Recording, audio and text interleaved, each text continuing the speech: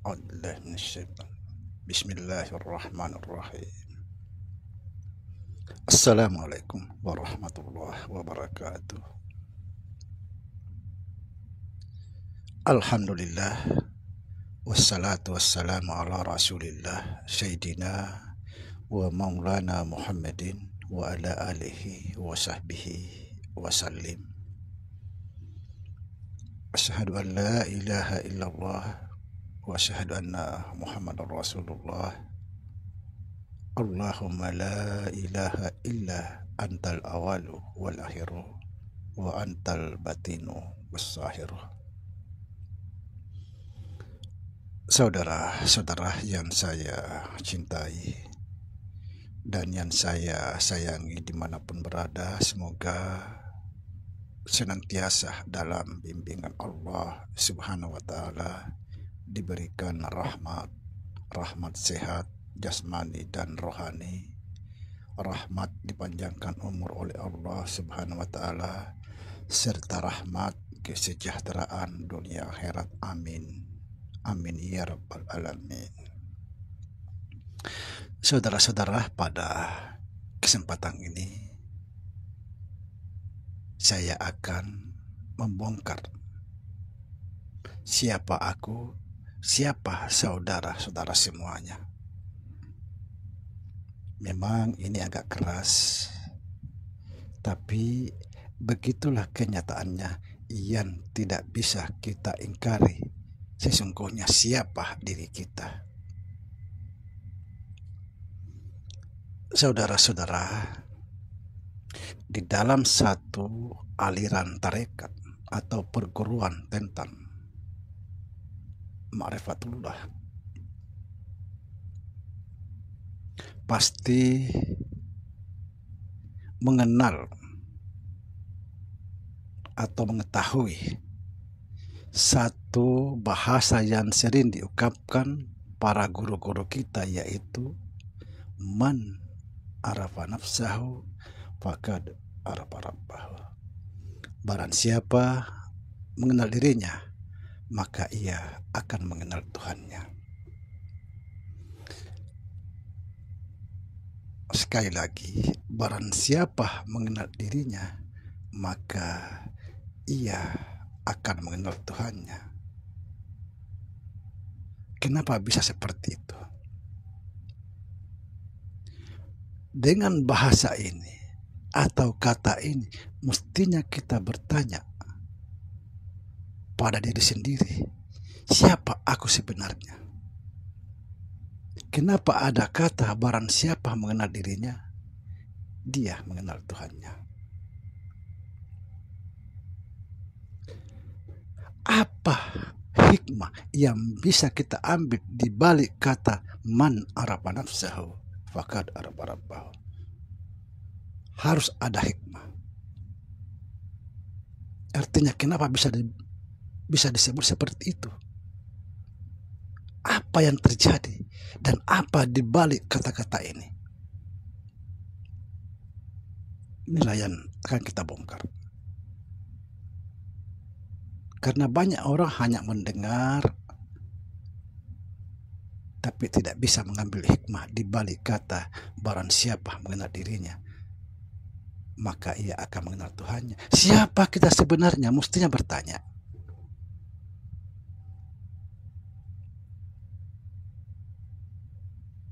Saudara,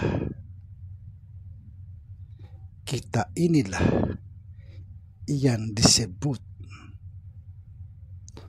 Allah, tapi bukan Tuhan. Allah itu adalah nama sifat Tuhan. Makanya di dalam Al-Quran 99 Asmaul Husna, sifat-sifat Tuhan, ketika dibaca 99 ini, pasti di situ ada Allah hadir. Contoh misalnya Ar-Rahman Ar-Rahim. Artinya apa? Allah Maha Pengasih, Allah Maha Penyayang. Pasti di situ ada Allah dan seterusnya.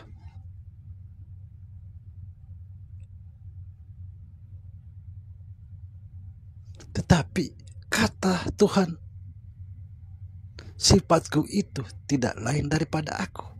Nah, itulah sebabnya dikatakan barang siapa mengenal dirinya, dia mengenal Tuhannya. Coba kita dengar hadis kursi. Al-insanu sirri wa ana sirruhu wa sirri sifati wa sifati la ghairi.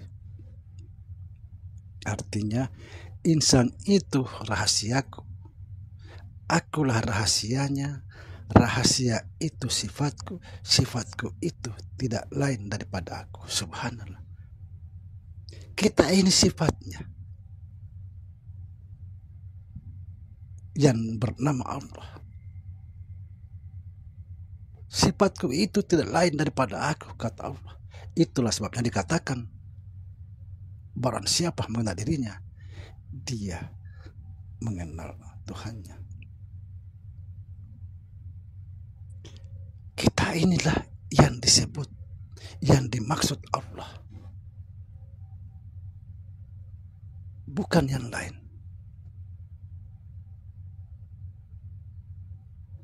Allah itu nama sifat, tapi sifat tidak lain daripada dia, kata Tuhan.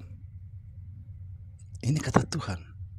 Tuhan boleh mengatakan sifatku tidak lain daripada aku, karena dia tidak terbatas. Tapi kita tidak bisa mengatakan aku tidak lain daripada Tuhan. Kenapa? Karena kita terbatas. Subhanallah.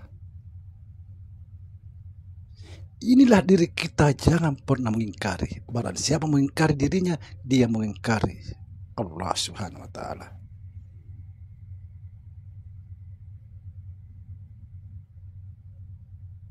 Makanya kita harus betul-betul memperbaiki bagaimana supaya kita mengenal diri. Coba kita sadari, perhatikan kata-kata ini.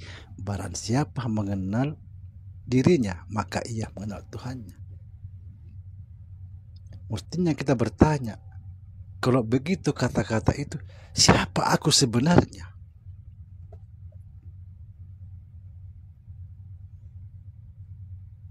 Kemarin ada yang bertanya kepada saya, Pak Sam, bisakah Tuhan menjadi makhluk? Bisa, kenapa tidak bisa? Memang kita ini dari Tuhan,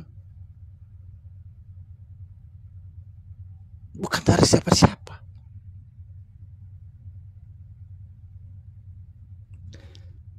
Tuhan menciptakan makhluk itu daripada dirinya. Kenapa tidak bisa menjadi makhluk?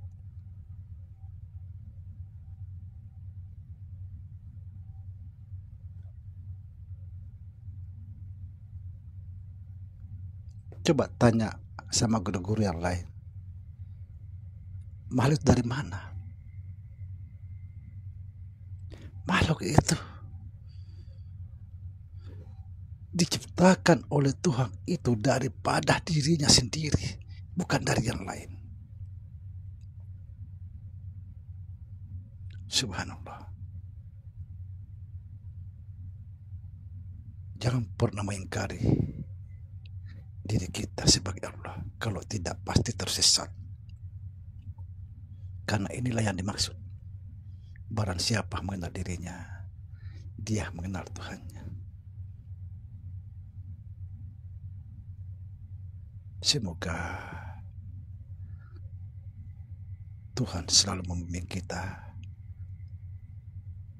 agar kita bisa mencapai atau kita bisa kembali kepada asalnya dari mana kita berada. Insya Allah istiqomah belajar, jangan pernah berhenti. Apalagi kita sekarang sudah umur tua. Ketika kita sudah mencapai umur 50 tahun, harusnya kita sudah mengenal Allah. Harus. Karena apa? Karena semakin lama kita hidup, berarti semakin dekat perjalanan menuju Allah. Lalu bagaimana kita bisa sampai kepada Allah kalau kita tidak tahu? Penting sekali, saudara. Celaka kita kalau sudah berumur 50 tahun, 60 tahun, apabila kita tidak mengenal diri, tidak mengenal Allah. Nauzubillah, summa nauzubillah.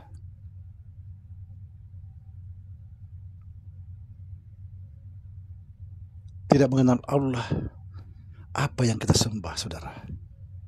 Apakah kita menciptakan Allah, membayangkan Allah, baru kita sembah? Itu sudah tersesat. Harus kita tahu siapa yang disembah, baru menyembah. Bagaimana mungkin kita menyembah tidak tahu yang disembah? Satu contoh, seorang majikan mustahil dia bekerja kepada seseorang itu kalau dia tidak tahu majikannya.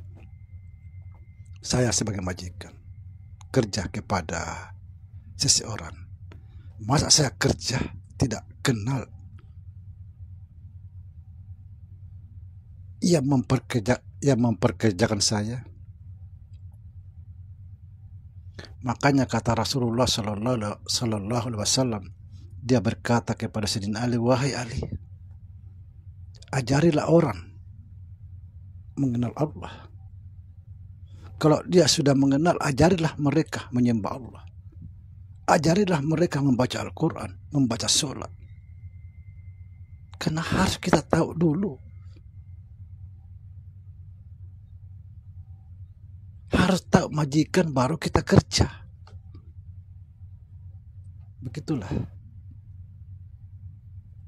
yang harus kita istiqomah. Bagaimana cara agar kita betul-betul mengenal siapa yang kita sembah. Assalamualaikum warahmatullahi wabarakatuh.